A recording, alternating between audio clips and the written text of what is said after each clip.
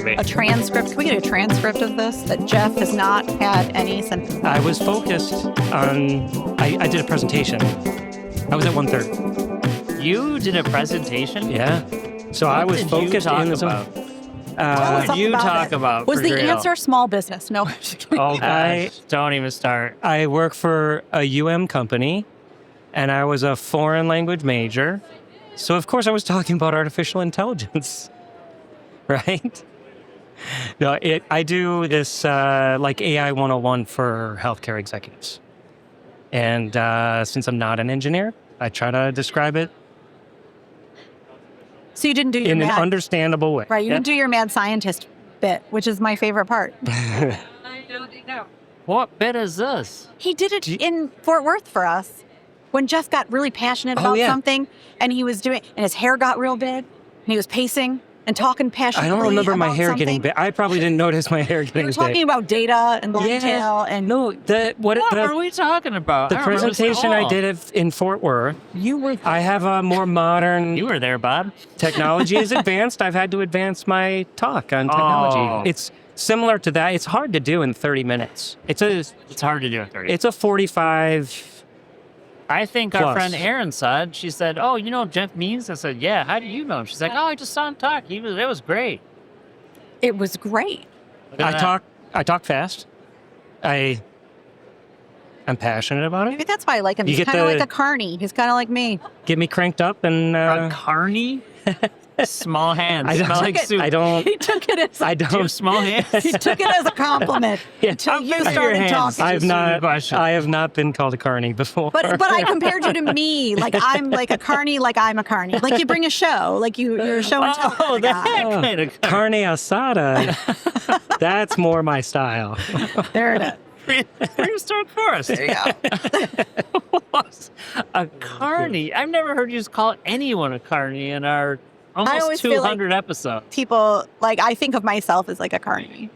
Like I roll into town and I create a hullabaloo. Isn't and that like then a I roll gypsy? again. No. No, like- What are the roadies that follow the Grateful Dead to every I concert? don't know what the deadheads? No, Like a deadhead? No. Yeah, the deadhead. A deadhead? Yeah, Yes. but that's a fan, right? But What the people that all they do is just follow the band. Yeah, there's a term for How this. do you pay for that, Jeff? Tell us more. Nefarious ways? I There's can nefarious guess. ways? I don't know. fair. I've not done I can't this. confirm. But yeah, I've seen those people, and I don't know how they pay for it either. yeah. We should It's ask the same. the internet. I think it's the same as the ski boat. One of my best friends from high school would, in the summer, jump out of helicopters to fight forest fires, and he'd make enough money to have a winter ski pass, and then he would do like ski patrol or ski patrols. I think ski school is a more regular, like a more That's right. more like a job. Right. We don't want that. Yeah, I've not done this, but I think if you just have to maintain a certain amount of hours, and then you get to ski. So he would fight fires in the summer and ski all winter, and the whole purpose was To have the fund life, right. skiing, and then he would like to jump on an airplane. It's opening up all new doors for me. Yeah. I like it. Yep. Tina, you could become a carny. I can see. I don't know that I'm cut out for the carny lifestyle. I like standard bathrooms. I like water pressure. You don't like an elephant ear enough? You're like, I don't know. I Oh, think they're too many just called fried roadies. I think it's just called being a roadie. No, a roadie is like the person that goes on the road and helps set up everything. Oh, they're actually employed. Yes, they work for the band. Kind of. They're probably doing the same things after the show. Oh, Well, they do have to pack it all back up. yeah, they're busy. They're busy. They're busy. Yeah. Wow. I don't even know where we're at right now. I know. I called Jeff a carny and it all went. There you go. Anyway, how was your talk? Your talk was good. Did they receive the information well? I think so. What were the questions like? There were no questions. This is the. Anyone? I was crystal clear. Crystal Not clear. a single person raised their hand. Right. You're just like, I guess that was it. I guess I got it. How do you spell AI? So, what I. you're saying is, It's compressed, 25 minutes for like a 45-minute top load. So you didn't have any time for questions. So there's no time for questions. Really. Oh, Yep. So it wasn't like you got questions. No. Because you No, and it's explained it so well. like kind of the open floor. I'm it's on a over mic. there? Yeah. Oh, that looked rough. I couldn't hear what they were saying, and I wasn't that far away. Well, So maybe they couldn't hear you. I leaned in on the microphone, and I can talk loud. Yeah. And I was talking fast because I had Again. a lot to say. But yeah, I go through kind of some frameworks for understanding how the stuff works. And the point is you should be able to make better decisions if you know how this stuff works.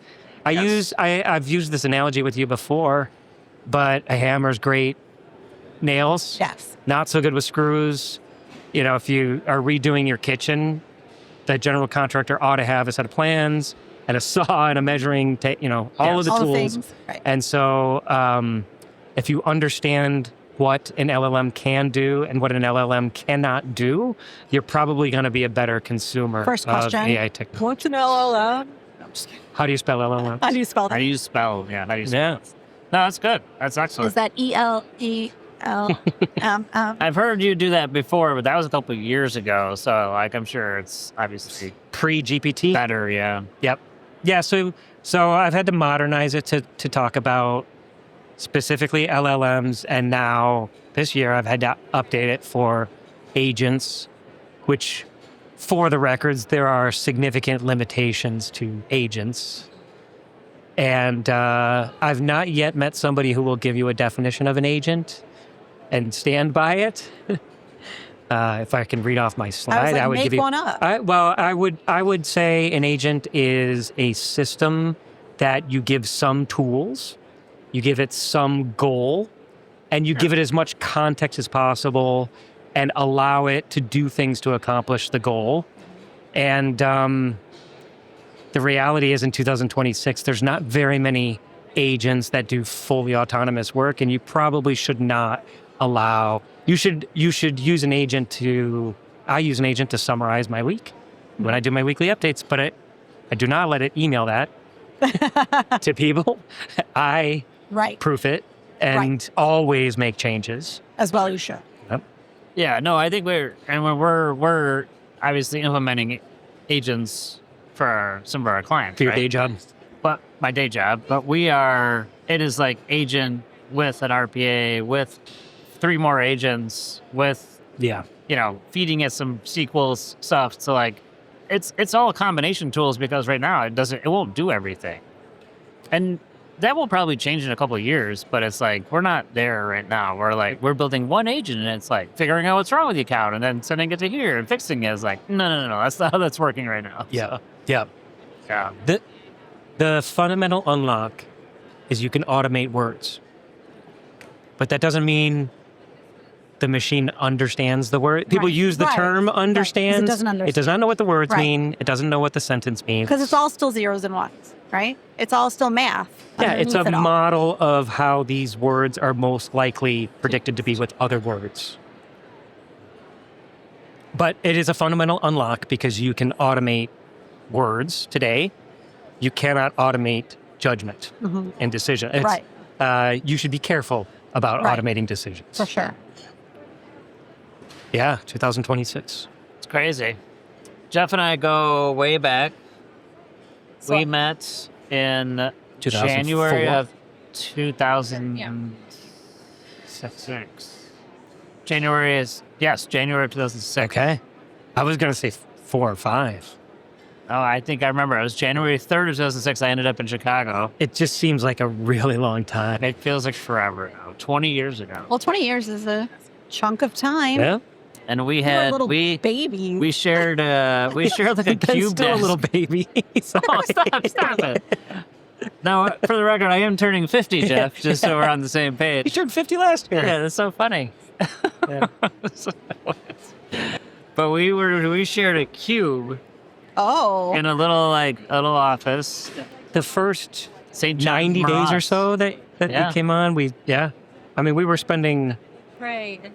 10 hours to And it's back then we were talking about how we were going to build companies, and we did. We had and this. Look at you now. Yeah, we were dreaming about that, and I think we've both kind of done some cool stuff. So it's pretty crazy. It's been good.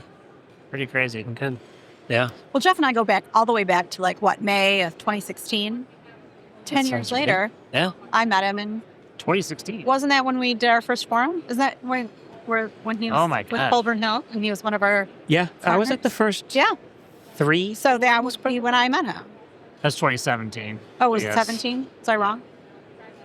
Yeah. There it is. I think I was at the first 3, and I missed a few.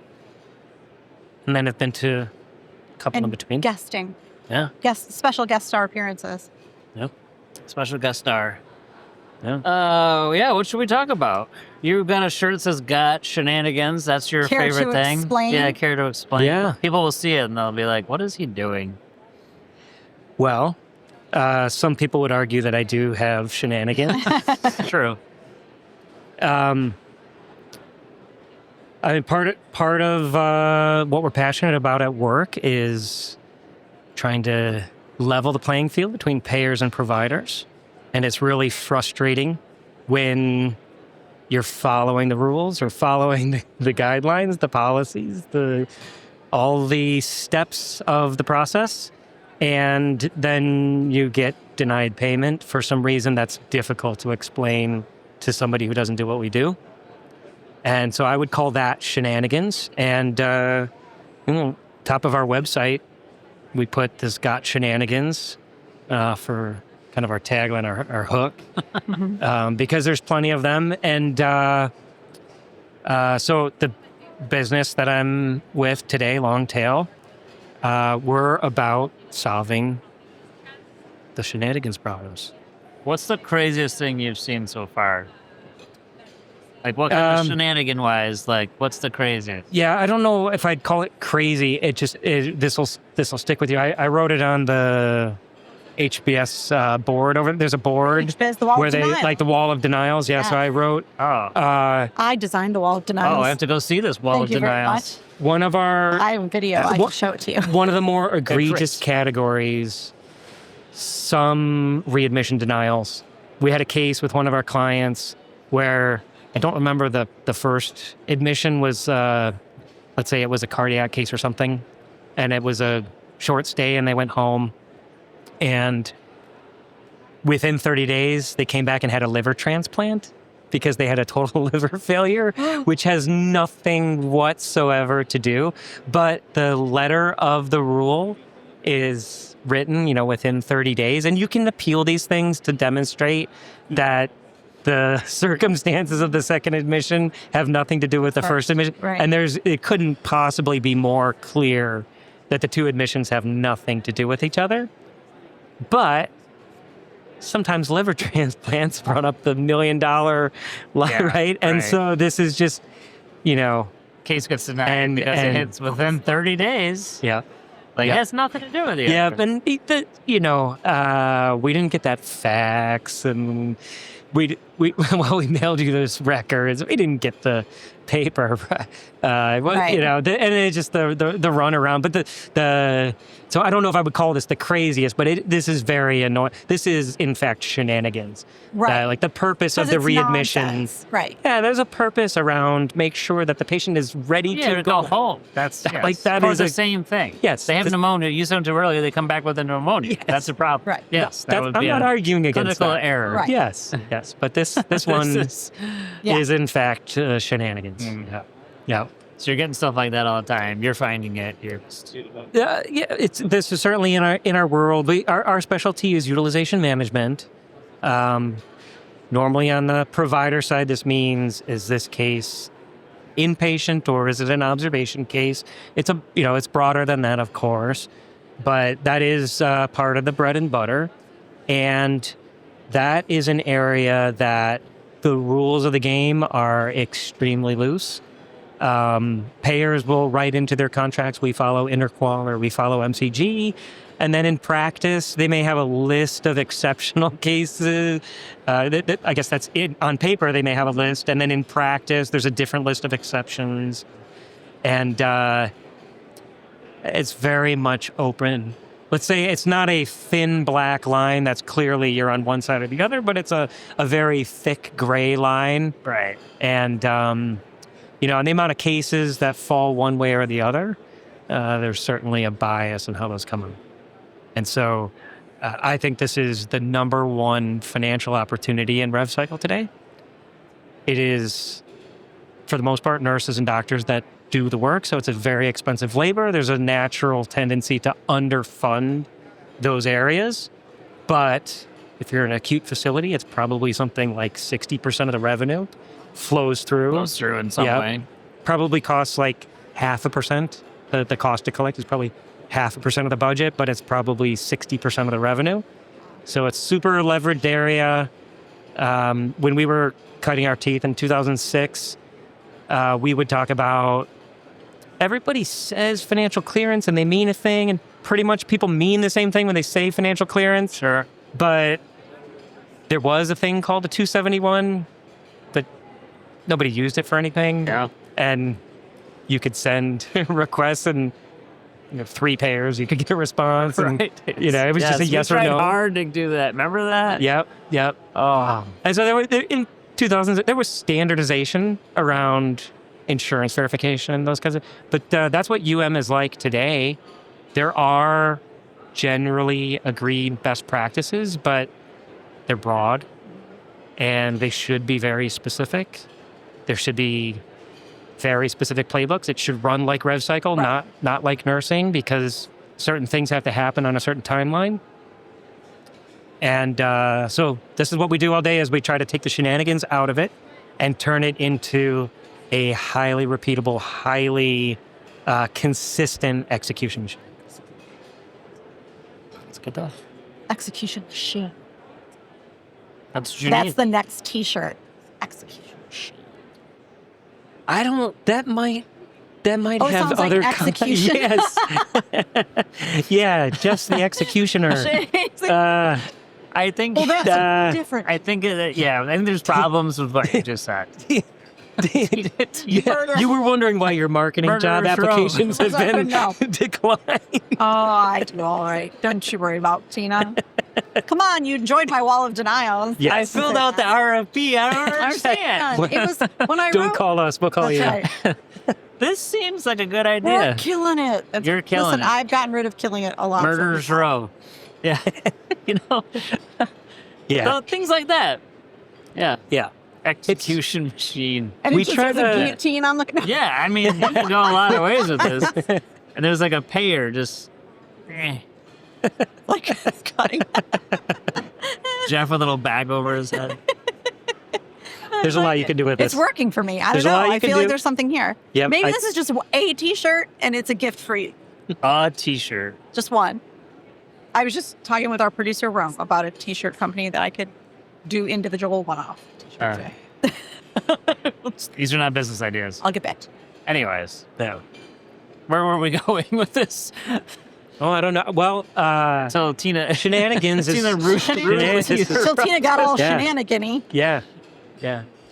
We've I do the dad jokes and Yes. as much as possible, and they're pretty bad usually.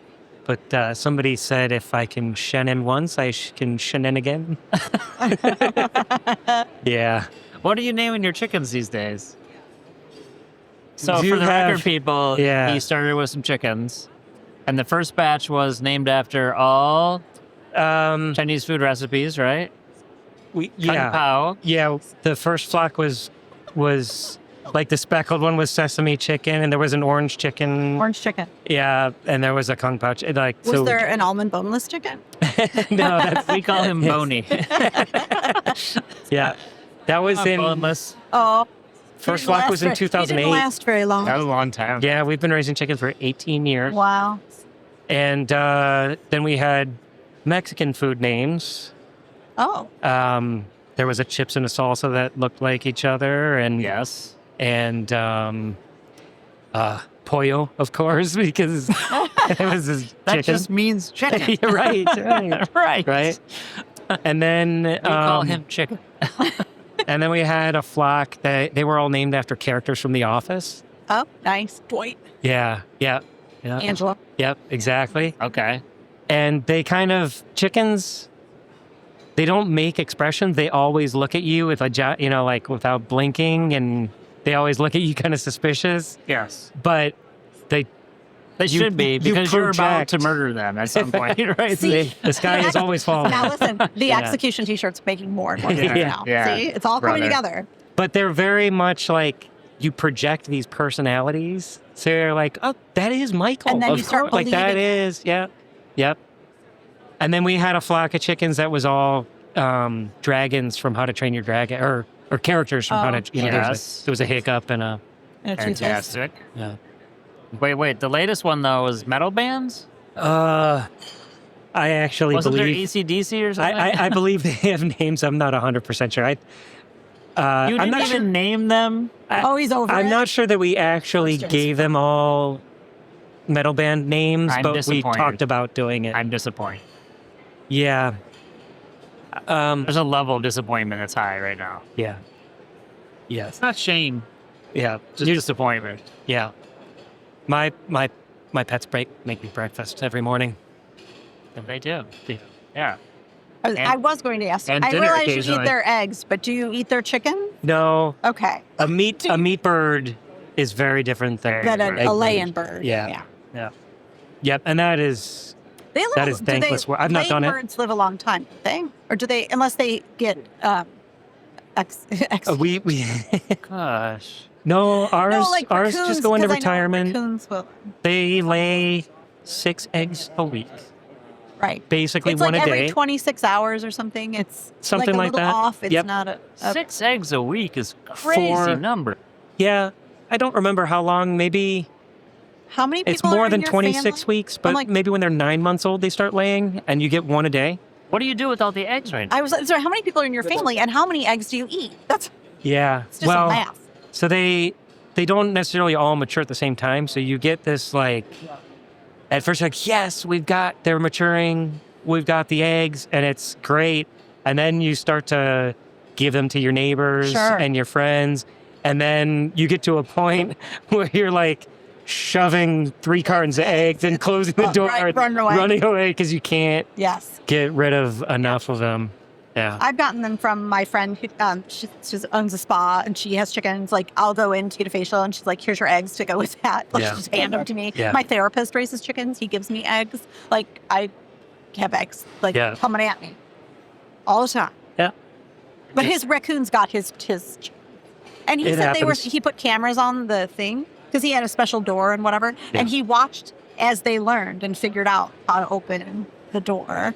The raccoons figured out how to open the raccoons door. Yeah. Oh, chickens aren't figuring that out. No, the raccoons figured out how to open the door. The chickens- real So bright. And then they came in and just just really. There's a reason Hey Tore is it apart. eating rocks. Yeah. That's There are few animals dumber than Like chickens. chickens. Actually, chickens will eat rocks to Oh, wow. digest their Mhm, sure. food. Right. Yeah. Yeah. He needs those rocks. Yes. Amy Sylvester grows chickens. Oh. Chickens are very Grows easy. Chickens. Grows. Yep. Has It's good them. good when the kids are young. It's good.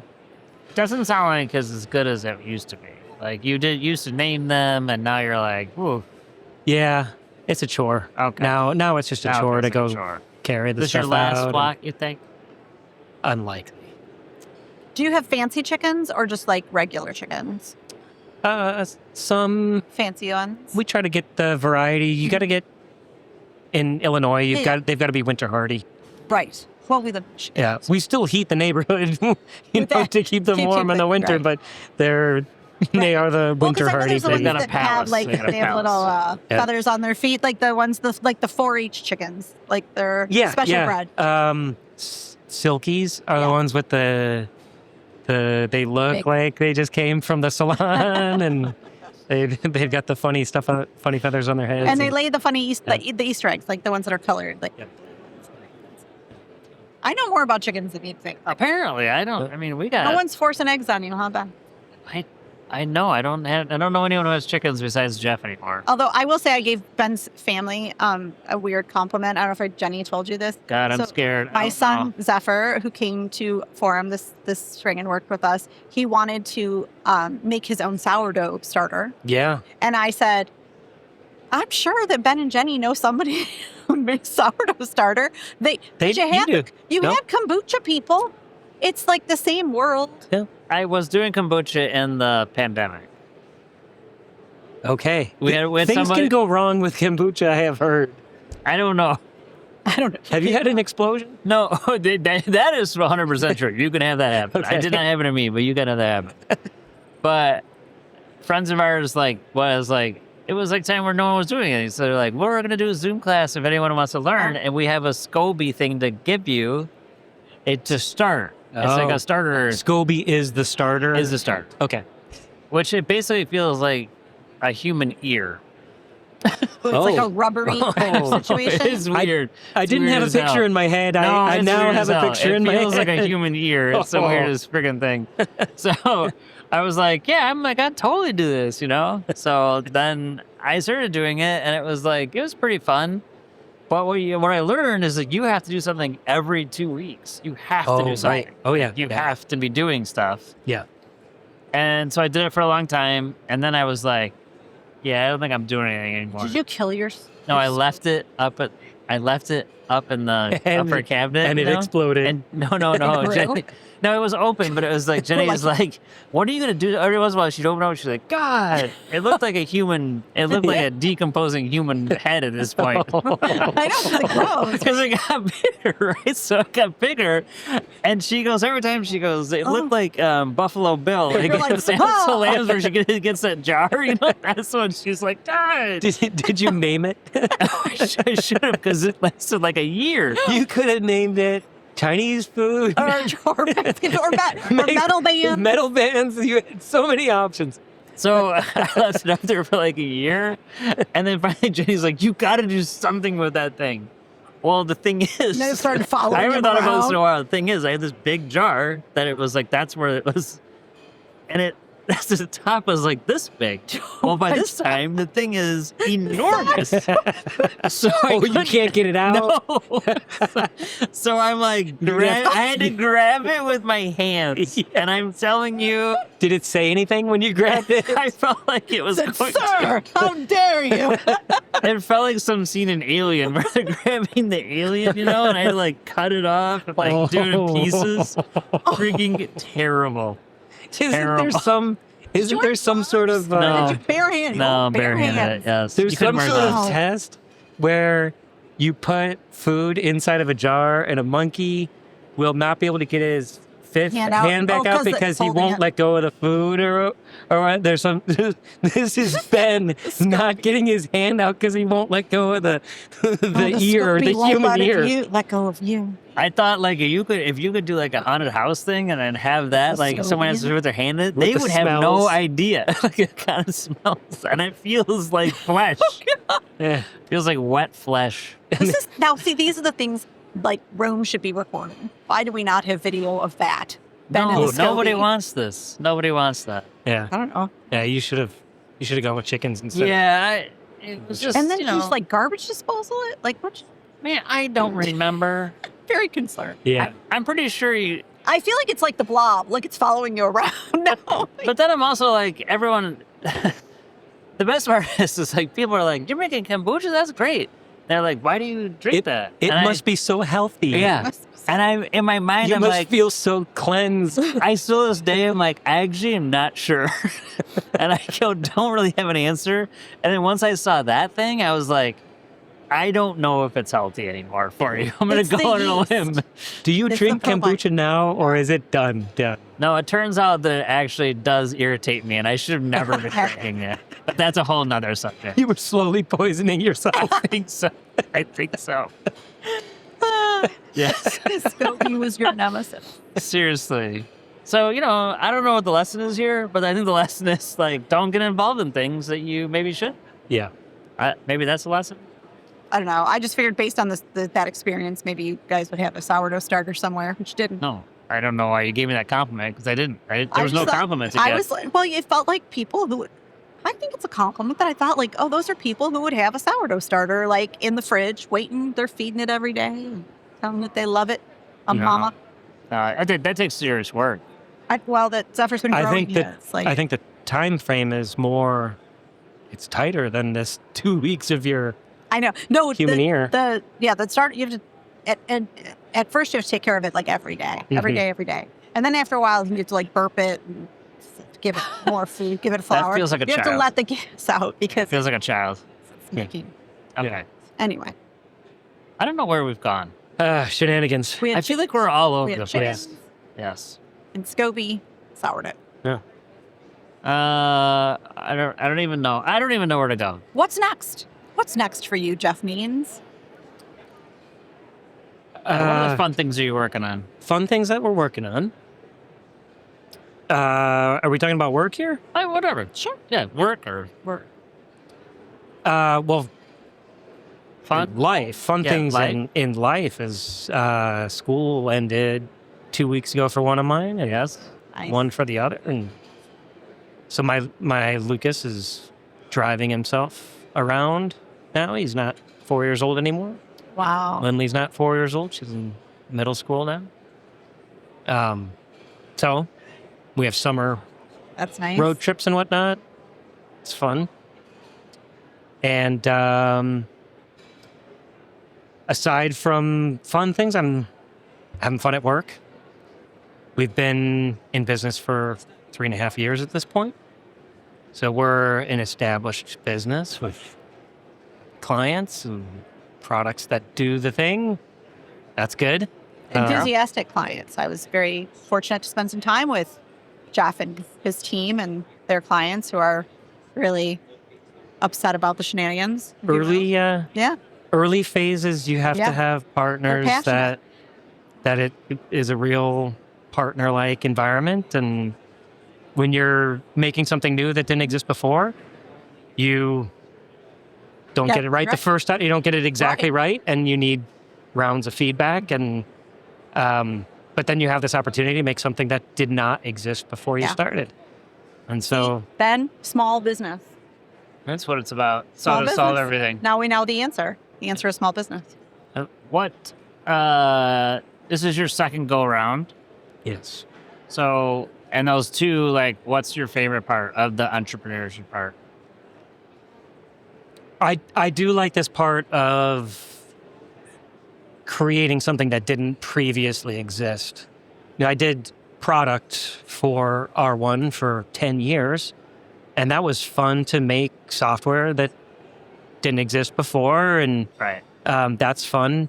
And we are both a software and a services firm, but building a service line product it's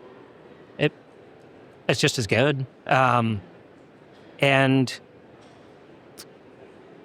it's one thing to try to get 1% better every day. Like, this is a good just life kind of goal. Just be a little bit better tomorrow than you were today. But when you start a new business, you get to have a clean slate, a fresh opportunity to do, go to a space, make something that there's nothing like this. And there's no, unique single, N of one kind of situation. Of course, we have competitor type environments, of course, but we've innovated business practices that we're the only ones who do it this way. And we've made software. There's no other software that does these things. And yeah, so that is fun. And like I was saying, you don't get it right the first time. You get closer and then you iterate a whole bunch of times. And after you've iterated a long time, you have something that, and it ends up feeling like you got 1% better every day for a while. But when you zoom out and you look back over the capabilities we have today, they're wildly different than 6 months ago. That was wildly different than 12 months ago. Right. And, you have to build one block at a time, but that's how you get something new. That's fun. What part of the process are you like, that's hard for me, it drains me, that's like, you get like, oh, I don't want to deal with that? Yeah. Well, I was saying, I was making this comparison. today is similar to financial clearance in the 2004, 5, 6. Sure, yeah. It, I think one thing that's difficult is there's terms that people use and they don't necessarily mean. Uh, Common example would just be clinical denials. The term clinical denials, it means a lot of different things. If you're talking to a coder, it does not mean the same thing as a utilization nurse. Does not mean the same thing as an authorization specialist. And so when you try to introduce a topic like this, you have to make sure the audience, you're speaking the same language. I would say it's difficult in because what I was describing before about there's these gray areas, these payers will say that they follow a certain set of guidelines, but it's a guideline. It's not what the rule is. And ultimately, there's an individual person making this determination. And I think if you're not speaking the same language and you're not, two people looking at the same thing from two different angles may see something differently. And so I think this is the challenge that Longtail lives in today, is that we may view a case one way and the payer views it a different way, and we're trying to get to mutual agreement on what is the right next thing to do for a patient and what is the right reimbursement for this case. Do you think that there's too much room for individual interpretation in either contracting or these guidelines? Yeah, that's it's a hard question, because I think a lot of times these guidelines are written, they should be written to give the physician judgment. Right. They are written to, Sure. that is the attending physician is the proper Right. place For for that. clinical decisions. We're written with some gray area Yes, because they want to because of give. that. Yes. That would make sense. Yes. Sometimes the language of those, that leeway is Problem is a problem. is the answer and the Yes. problem. Yeah. Yeah, it makes sense. Yeah. Hence shenanigans, right? Yeah. Right. And it would be, Or just it's a flag in their system. It's not even. It's a flag in their system and be like, oh, well, this is the flag, and it just kicks off. Or this is the way we set up the system for them to review it, and like, yeah. yeah, You can have a few numbers. We do physician advisor reviews. This is one of the things. And if you have two physician advisors review the same case, a lot of cases are cut and dry, but you pick a middler, right? One of these gray cases. Two physician advisors will review the case and agree something like 90% of the time. And the agreement between the physician advisor on the provider side and the medical director on the payer side is nothing like 90% agreement. And that can be frustrating. It's really frustrating when you feel like, I just had a case like this and I talked to Dr. X. I just Right. talked to Dr. Bob, and she said, Right. And it was a 5-minute conversation, Oh. and we agreed. And I have this other case, is exactly all of the same circumstances, and we're wildly disagreement and having a hard time trying to figure out what to do with the case. And that is frustrating. It leads you to say, well, I wish there were just clearer guidelines. But if you do but that, sometimes there's a restricts. cause and effect, right? Like the unintended consequences of doing that will get you another spot altogether. Yeah. Or everything's getting denied. I'll give you some hope here. Here's what I think is hope. What tying it back to where we started with the LLMs and whatnot. You can review every word in the medical record with LLMs. Summaries of charts are quite good. Summaries evaluated against a set of policies are quite good. So you can significantly reduce the amount of time that it takes to do a case review. And because you can significantly reduce it, you can do a lot more at the same cost. One of our approaches is we mark them thumbs up or should Right. this be approved? And we're systematically tracking to enforce that accountability over time and to try to drive what are the outlier cases, what are the factors that are contributing So you're actually to the creating outliers. the thin black line. You're creating the line. Or giving visibility. Like some kind of Yeah. Well, to use a bad phrase, but best possible. Hey. But you are in a way saying like, here's the best possible outcome is actually this should get appealed and should get approved. Yeah. But you are saying the alternative where, hey, this is we didn't hit this. Like you're not meeting, there's getting denied, and actually it's getting denied for the reasons because, we probably shouldn't have done X or we didn't document X or. Yeah. You're doing both sides. It's not. Because they're going to say, I guess there's some big study that came out. Aaron was telling us last night at dinner from one of the Blue Crosses that there's all these like acuities of the world coming in. Yeah. And Blue Cross is saying that like every time they step in, there's all these things getting upcoded, upcharged, upcoded, and like, well, that's not what's happening. Like, we're just actually getting it right, or trying to get the documentation right to like accurately capture what's going on. Here's a trap with some of the predictive model systems is that if you build a predictive model on your past, you're just going to recommend more of what you used to recommend. Yes. Right. So this is not. It's only going off what it knows from previous histories. In this capability where we're doing the should this thing be approved, yes or no? Here's one of the disturbing pieces of data is that if you set up a 2x2 matrix, one direction is should it be approved, yes or no, and then the other dimension is was it approved, yes or no. So you get these, you get true positives, you get true negatives, and then you also get the false positives and the false negatives. So the bad there's this bad news. You get really angry. There's these cases that should have been approved, and we escalated, we couldn't get them approved, and you just feel so.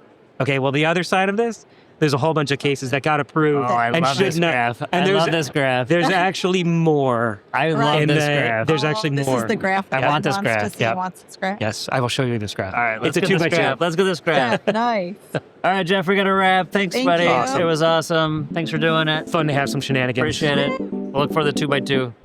Thanks.